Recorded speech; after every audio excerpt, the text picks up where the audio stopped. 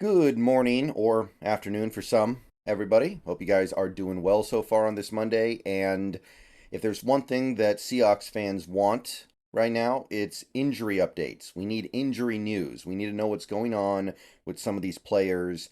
And we're probably not going to find out anything real until later today. And we're probably not going to find out anything really real until like Wednesday. And then we're not going to find out anything solid until Friday if you're talking about guys who went down yesterday, guys like Trey Brown, guys like Daryl Taylor, guys like Draymond Jones, to briefly go over those varying injuries. Trey Brown, I think it's pretty clear that he got concussed, so he might miss a game or two. Depends on how he bounces back from it. Everybody's different. Every concussion is different. Daryl Taylor apparently re-aggravated some sort of shin injury, but it doesn't sound super serious. It doesn't sound like something that's going to keep him out a long time, but didn't get a lot of clarity there. And apparently Draymond Jones had his hip tighten up. That's what has been said, but no indication if he's going to miss significant time or not. That's basically all we have on those guys. But there is some good news that came out of some of the things that Pete Carroll said yesterday after the game.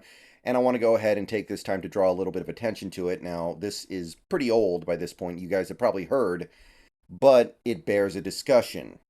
Yesterday after the game, Pete Carroll said that Jamal Adams will play next week. He also said that Woolen and Charles Cross have a good shot to get back as well. So he's kind of promising big here. He's promising pretty big. You could even call it over promising. He's basically saying that Jamal Adams is going to be good to go. He's committed to it. Now, granted, it's not binding, and if he doesn't play, I'm not going to be that unhappy about it, admittedly, because I understand that we have a bye week the next week, and then he gets an extra week to prepare. But he's kind of verbally committed. He's verbally committed himself to Jamal Adams playing next week. So if he doesn't, people are going to start scratching their head wondering, is this guy just ever going to play or not? Like, are we just going to get, is the carrot just going to dangle in front of our faces forever? Now, he wasn't quite as firm on Woolen or Cross, but he did say they have a good shot. And some of the other comments that were made concerning Woolen and Cross sounded like it's more likely than not they're going to be back. Now, Woolen, I got no problem believing because his issues seem to be more about pain. If he can play through the pain, he can play. So I think it makes sense that Woolen would be able to play. Cross, I mean, it's really hard to know, right? Because it's a toe injury and that stuff can linger. And sometimes you just don't know if he's going to be able to get back out there until he's actually able to get back out there. So that one's a little bit tougher, but potentially. And this amounts to a pretty significant overhaul to the team that we've had over the last couple weeks if these guys get back. I know that Jamal Adams gets the venom out. I know that when you talk about Jamal Adams, the venom comes out of this fan base from a huge portions of it. But if you have been watching these first three games the Seahawks have played, and you've seen that Julian Love just doesn't look good, he's getting beat in coverage constantly, he's missing tackles, he seems like he's out of position a lot. He was better yesterday, but you've seen how Julian Love just doesn't seem like he's playing that well. Jamal Adams is going to completely change Julian Love's role and responsibilities because he's going to be bumping in to that safety spot. Love will then get to do different things. He'll be the third safety, he'll be the slot corner. He'll probably not be on the field for every snap. He's probably going to come out of the game a decent amount. So Adams is going to change that. And I think that that is extremely valuable because Love is a good player.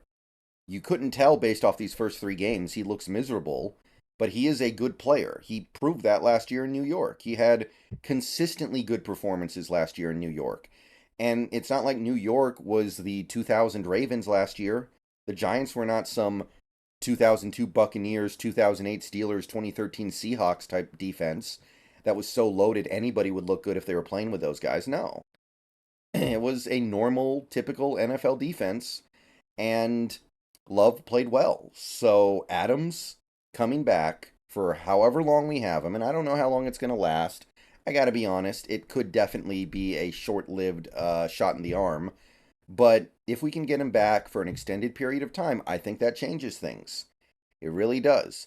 I think this defense will get better, but more importantly, I think that adding Jamal Adams to the mix means Julian Love gets to play a more specialized role that will fit his skill set better, and hopefully we won't notice as many bad things with him.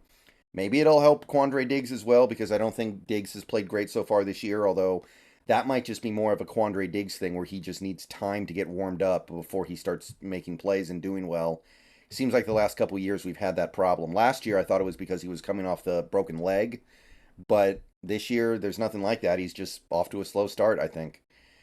Woolen, I think, speaks for itself.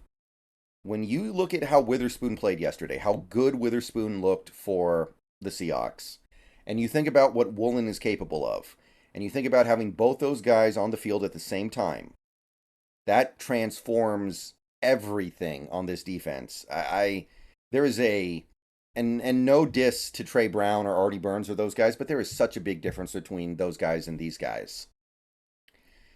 So the impact there is pretty massive. And Charles Cross, you get Cross back, you're able to use more three receiver sets. You don't have to lean on tight ends quite so much. I know the tight end stuff has been working through 3 games mostly. Excuse me. But you can start going to more one tight end looks. You can start going to three receiver sets. You can get JSN on the field more. Start to unlock some of the playbook that involves JSN, because I know we have big plans on using that guy. There's no way we drafted him with the plan of just never playing him. So obviously Lucas needs to come back as well, which cannot happen until after. Well, I guess it would be after the Bengals game, at best. But Cross is a big step in the right direction. Forsyth played admirably, but I'll be very happy to get Cross back. That being said, this game's at MetLife. Do you guys see where I'm going with that? If these guys need to miss another game, they can miss another game. Even if we end up losing this game. Do I really want to be putting guys who are on the fence, on the field, at MetLife with what happens there? And I know they got new turf, blah, blah, blah. I don't care. I'll believe it when I see it. I'll believe it when I actually see the results of players not getting consistently hurt at MetLife. I think it's called MetLife. Yeah. What I'm trying to say is don't put these guys in harm's way if we don't need to. Don't put them out there if they're in any way hobbled or damaged at all. Especially a guy like Cross, if he's got a toe injury and you're putting him on that MetLife turf, it seems like something that could go badly. So definitely play it cautiously this week. We've proven that we can win. We can beat this Giants team without these guys. This Giants team does not have very good receivers. They don't really have a good defense through 3 games. They may not have Saquon, and if they do, it's going to be a very, very lesser version of Saquon.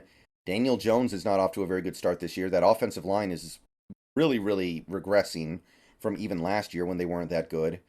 So if we have to play the Giants without some of these guys, I think that's a challenge we can take on.